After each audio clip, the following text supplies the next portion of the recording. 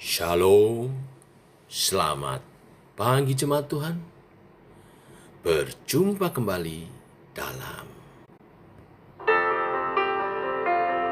doa pagi online. Bapakku yang baik, memandang wajah-Mu, rasakan kasih-Mu.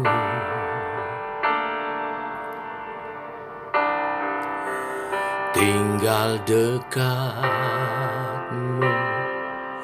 setiap saat di dalam hidupku. Bapakku yang baik, sangat ku cinta. Kasih-Mu padaku semakin nyata ku rasakan. Kaulah Bapakku yang baik, penuh karunia. Ku bersyukur selalu kepadamu,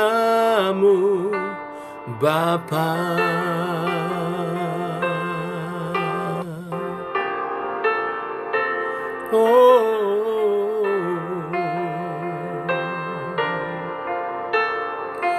Memandang wajah-Mu, rasakan kasih-Mu.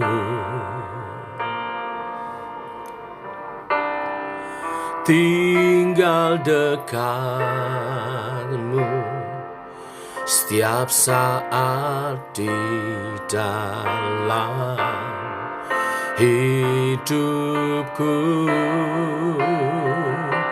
Bapakku yang baik, sangat ku cinta. Kasih-Mu padaku semakin nyata ku rasakan. Kaulah Bapakku yang baik, penuh karunia. Ku bersyukur selalu kepadamu,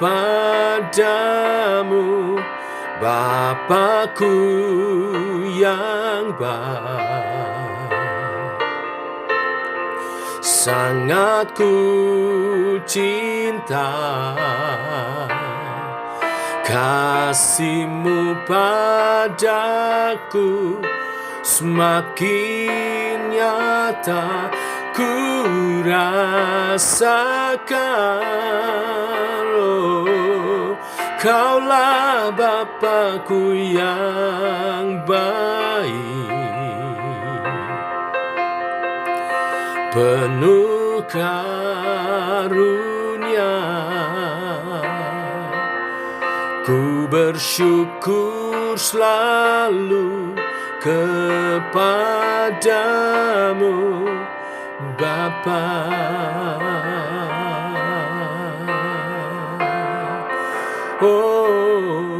Ku bersyukur buat kebaikan-Mu.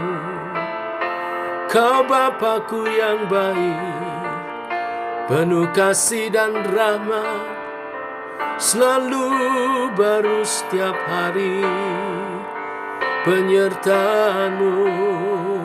Terima kasih, kami memuji-Mu,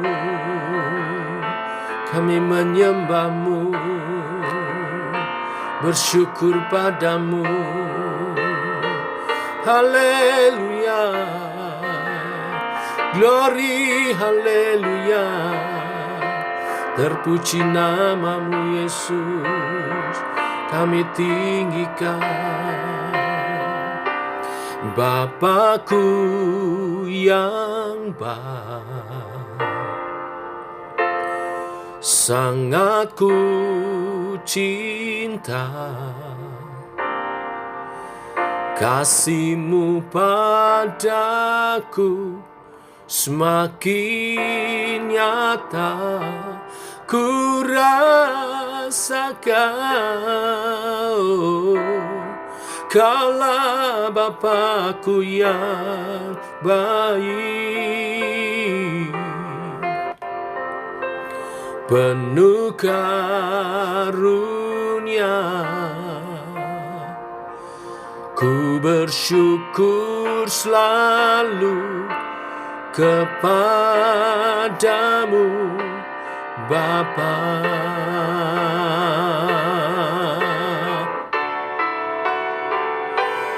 Bapakku yang baik, sangat ku cinta. Kasih-Mu padaku semakin nyata ku rasakan. Kaulah Bapakku yang baik, penuh karunia. Ku bersyukur selalu kepadamu Bapa.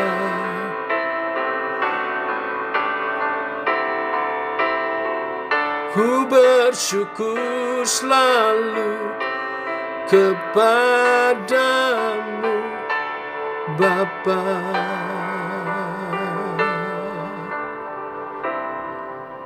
Oh Bapa.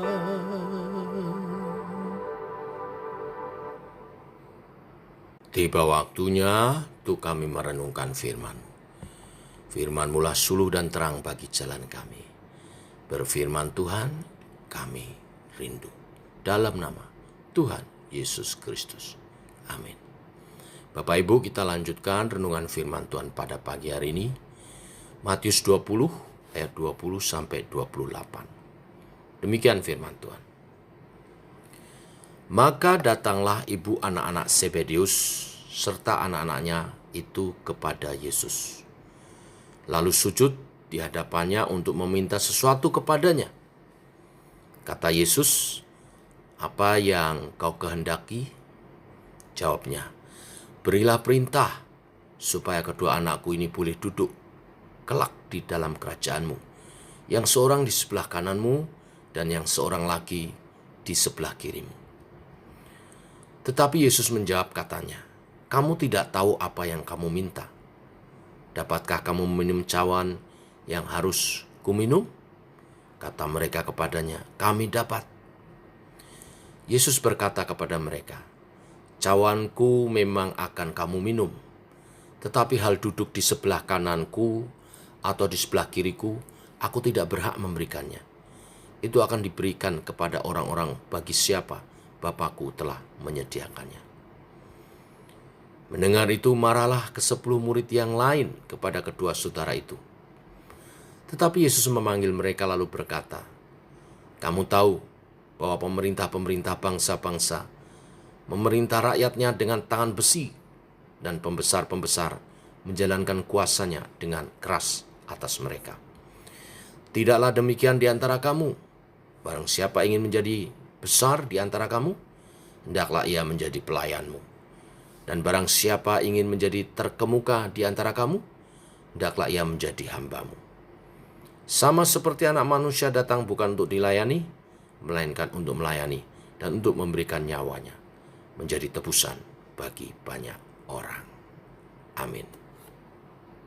Bapak Ibu, apa yang terbersit dalam pikiran kita saat mendengar kata pemimpin?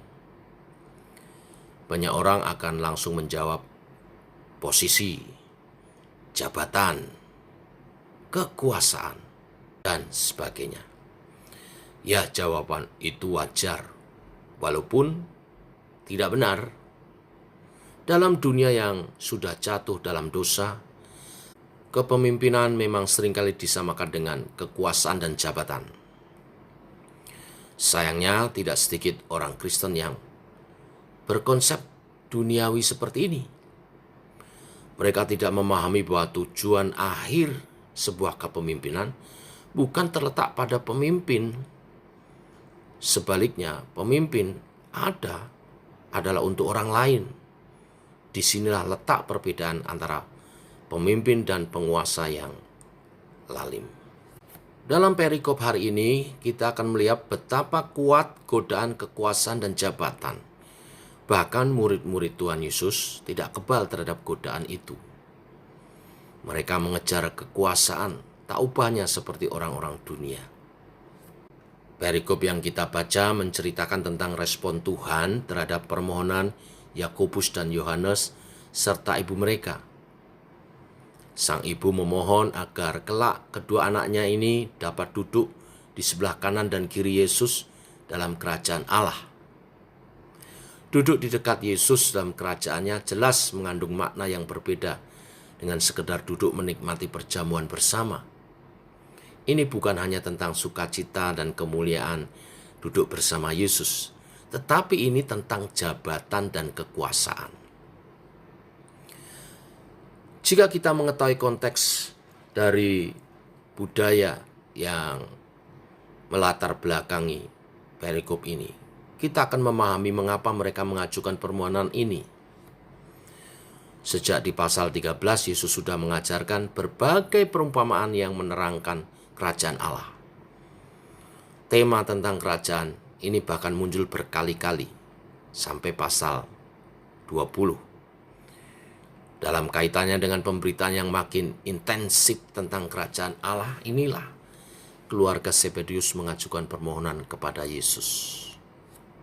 Sayang mereka memahami konteks kerajaan ini dalam konteks politik, di mana Mesias akan datang untuk memulihkan kerajaan Israel, membebaskan bangsa Yahudi dari penjajahan Romawi. Sesudah itu, semua yang berjasa bagi kerajaannya akan diberi kedudukan dan kekuasaan. Kapan pemulihan kerajaan ini akan terjadi? Yaitu ketika Mesias akan datang ke Yerusalem untuk dimuliakan. Nah, ketika Yesus memberitahu bahwa sebentar lagi dia akan pergi ke Yerusalem untuk disalibkan dan dibangkitkan, keluarga Zebedius segera menyampaikan permohonan mereka. Bukan tanpa alasan mengapa permohonan tersebut dimulai dengan kata sambung, maka datanglah ibu anak-anak Zebedius serta anak-anaknya itu kepada Yesus. Walaupun dari pemahaman perspektif secara konteks dan juga kultur pemohonan keluarga Zebedius ini terlihat wajar, kita melihat adanya godaan kekuasaan yang begitu besar. Banyak orang terlihat tak berdaya di depan godaannya. Ironisnya, mereka yang paling menginginkan kuasa sebenarnya adalah budak dari kekuasaan itu. Bukan mereka yang memegang kekuasaan sebenarnya, tetapi kekuasaan itulah yang mencengkram hati mereka. Kekuasaan itu membutakan hati mereka. Dan ketika ambisi terhadap kekuasaan semakin menebal, manusia tidak segan-segan melakukan berbagai tindakan yang tidak masuk akal. Itulah yang terjadi pada murid-murid Tuhan. Tanpa sadar, mereka telah melakukan hal-hal yang tidak terkesan baik. Coba renungkan, sebenarnya mereka berkali-kali jatuh pada kesalahan yang sama. Diawali pasal 18 ayat 1, perdebatan tentang kuasa di antara 12 murid bukan menjadi kali ini saja, bukan? Sebelumnya mereka sudah melakukannya. Yesus juga sudah memberi teguran kepada mereka bahwa banyak orang yang terdahulu akan menjadi yang terakhir dan yang terakhir akan menjadi yang terdahulu. Dengan perkataan ini, Tuhan Yesus sedang menasihati murid-muridnya supaya berhati-hati dengan ambisi dan motivasi dalam hati. Sayangnya mereka masih saja melakukan kesalahan yang sama. Permohonan keluarga Zebedius menunjukkan bahwa murid-murid sangat lamban dalam pemahaman. Sebab berkali-kali Tuhan Yesus mengajar berbagai nilai dalam kerajaan Allah yang bertentangan dengan nilai-nilai dunia. Sebagai contoh, kerajaan surga berbicara tentang kerendahan hati seperti anak kecil di pasal 18, pasal 19. Bagaimana bisa murid-murid justru berdebat, berebut jabatan dan kekuasaan? Bagaimana mereka bisa mendambakan keutamaan dalam sebuah kerajaan yang sangat menekankan kerendahan hati? Ada dua pesan dari perikop yang kita baca hari ini. Yang pertama, berbicara tentang memahami hakikat kepemimpinan. Prinsip kepemimpinan dalam kerajaan Allah bukan hanya berbeda, tetapi juga bertentangan dengan prinsip kepemimpinan dunia. Perhatikan, dunia menekankan kepemimpinan sebagai kekuasaan, dan kuncinya adalah penaklukan dan penundukan. Para penguasa dunia menjadikan diri mereka sebagai tuan yang memerintah dengan tangan besi, ayat 25-27, dan memegang otoritas, menjalankan kuasa dengan keras. Dengan model kepemimpinan seperti ini, penekanan terletak pada pemimpin. Mereka yang mengendalikan bawahan dengan tekanan, mereka yang pada akhirnya mendapat keuntungan. Ketaatan dari bawahan diperoleh melalui paksaan. Tetapi berbeda dalam kerajaan Allah. Dalam kerajaan Allah yang ditekankan bukan penaklukan dan penundukan bawahan, melainkan pelayanan dan penghambaan sang pemimpin. Para pemimpin berperan sebagai para pelayan. Ayat 26, pelayan di sini diakonos, hamba. Ayat 27 justru memakai kata budak, doulos. Tuhan Yesus sedang mengajarkan bahwa yang terpenting dalam kepemimpinan bukanlah jabatan, melainkan peranan. Dengan pola pikir seperti ini, tidak ada kontradiksi antara jabatan sebagai pemimpin dengan peranan sebagai pelayan. Jabatan adalah sarana pelayanan. Semakin tinggi jabatan, semakin tinggi efektif pelayanannya. Yang kedua, Tuhan ingin melalui perikop ini kita meneladani kepemimpinan Yesus Kristus. Dalam pandangan dunia, konsep yang diajarkan di ayat 26-27 mungkin terlihat tidak masuk akal. Karena prinsip tersebut bertabrakan dengan natur manusia yang berdosa. Prinsip ini tidak selaras dengan budaya. Adalah mustahil untuk mendapatkan seorang pemimpin yang mau menghamba. Tuan dan hamba, pemimpin dan bawahan dipandang sebagai dua kutub yang berseberangan. Setiap orang hanya bisa memilih salah satu dan membuang yang lain. Kalau mau jadi tuan, jangan menghamba. Kalau mau jadi pemimpin, jangan jadi bawahan. Tetapi Kristus memberi contoh pemimpin yang menghamba. Pemimpin yang membumi. Kali ini bukan teori. Karena benar-benar membumi, karena Yesus Kristus bukan berasal dari bumi. Kristus datang dari surga ke bumi. Menjadi anak manusia. Yang mulia datang untuk melayani yang hina. Bukan untuk dilayani, tetapi untuk melayani. Puji Tuhan. Di dalam Kristus kita diberi teladan nyata dan kuasa. Dia datang bukan hanya untuk menyediakan contoh bagi kita. Dia datang untuk menyelesaikan dosa-dosa kita. Dan dia memberikan dirinya sebagai tebusan bagi kita. Tanpa penebusannya, kita tetap tidak akan berdaya walaupun sudah ada contoh yang nyata di depan mata. Dia memberi contoh yang nyata dan dia memberi kuasa supaya kita mampu memimpin dengan menghambakan diri. Tuhan memberkati. Mari kita berdoa. Bapa dalam surga, terima kasih untuk kebenaran firman-Mu. Engkau adalah teladan kepemimpinan kami. Dan Engkaulah yang memberi kuasa kepada setiap kami untuk mampu memimpin dengan hati hamba. secara khusus berdoa untuk